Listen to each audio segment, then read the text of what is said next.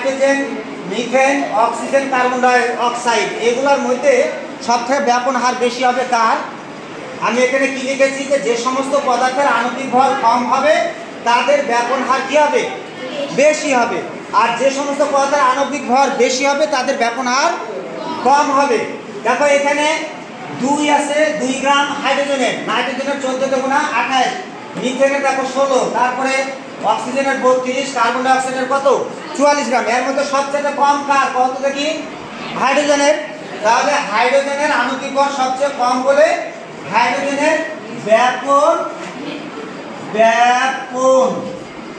হার কি হবে বলো তো দেখি? এদের মধ্যে সবচাইতে বেশি হবে, সবচাইতে বেশি। ধন্যবাদ শিক্ষার্থীরা।